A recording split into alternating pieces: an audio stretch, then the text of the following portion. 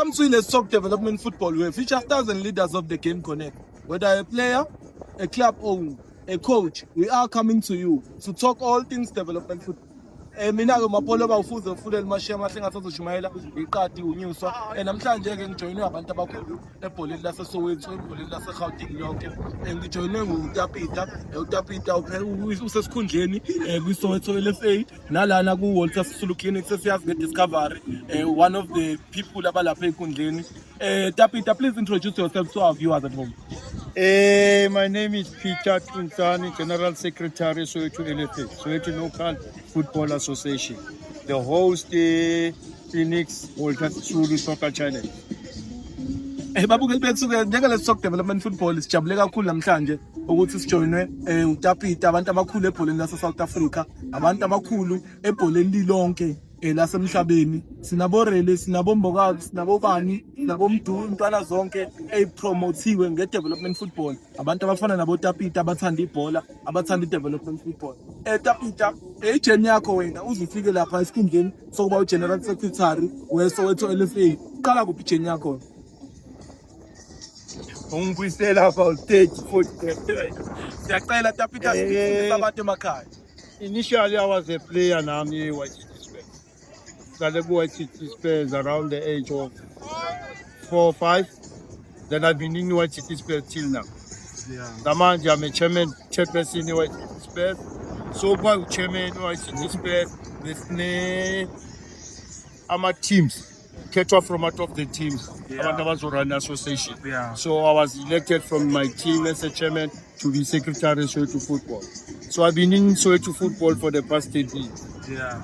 Yeah, we mentored Abu Late, Babu Powe, Abu Takei, Abu Babtope. Hey, the list is long, Abu Baba's policy. Yeah. So now to see Peter Baton, then there are a few that I'm still mentoring now, so that they must take over what's up. Yeah. Siyabonga kakhulu ke uTapita useshilo the past 30 to 40 years lokho ekhona ebholeni laseSoweto ebholeni laseSouth Africa Soweto inabadlali abaningi baproduceayo each and every year so aboTapita abantu abafana naye nabanye abaphethe ama team aseSoweto abadlala enkulu indima naboRulani Mkwena Black Poison being owned by Coach Rulani Mkwena abantu abenza omkhulu umsebenzi naye Black Poison izodlala njengamanje no organizer iBlack Poison izongena manje Tapita i-Discovery ibasiza kanjani abantwana development yabo Singathi i-Discovery ngiyaxolisa ngicela ubelungise Walter Sisulu Clinics ebiyaziwa nge-Discovery uyazi emakasini iyaphuza ukuphuma emakhanda sina abantu abamnyama it's Walter Sisulu Clinics basiza kanjani abantwana ku-development yabo i-concept yethu ize no-chairman wethu uFiku Khodi. The concept was abantwana ikolo mazivala late November, they stick around.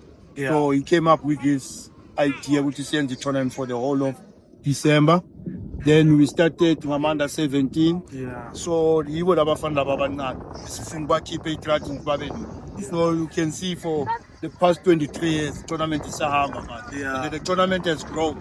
Namasina teams, Naman ladies as well. So we are cool. So on the final day, we bring the winners so it is the tournament is run at clinics from Amanda Clinics Dix Morewa that's Kaka Okama.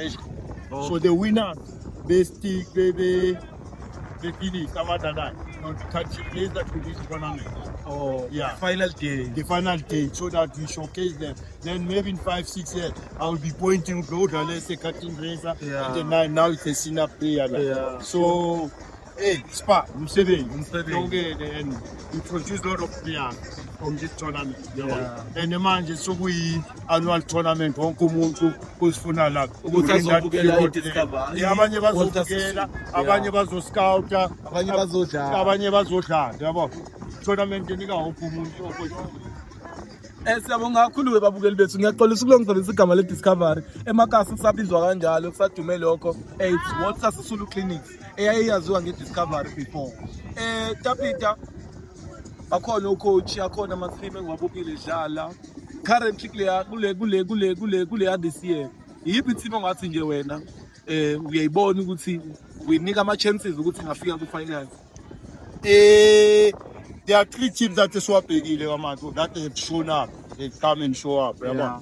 kune-government tika office bokuyi-standing champion nakebe ilentuza i-Middleland Venture. Okay. Sine-team lethu yoku-final last year iMfulo United Roma. Lekade idlala manje, Idlala yeah. mna, it's one of those. Then the third team i-Black Boys.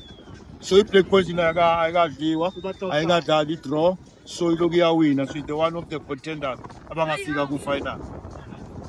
Siyabonga kakhulu babukeli bethu, ngizonitshela mina ngisemakhaya mawungakezi e-Nike Center uzobukela ibhola awazi into yenzayo. E-Nike Center kudlalwa ibhola, quality football, world class football edlalwa lana. Ngike ngasho futhi babukeli bethu ngolimi lasekhaya kuthiwa idlala ikongo lana.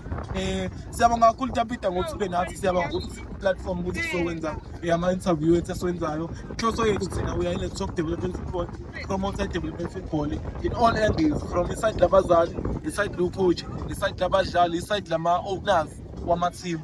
Inhloso yethu khulisa ibhola lase-South Africa, sibe na-more yabo-Relem sibe na-more yabo-Mbokazi, sibe na-more yabo-Nkota, yabo-Mdisha Abalala, abo-Mfundo Vilakazi, nabo abadlalile la kwi-Discover. Siyabonga kakhulu Tapita usipha leli thuba. We are Let's Talk Development Football. Siyacela babukeli bethu ningakhohlwa, follow us on TikTok, subscribe to Let's Talk Development. Thank you.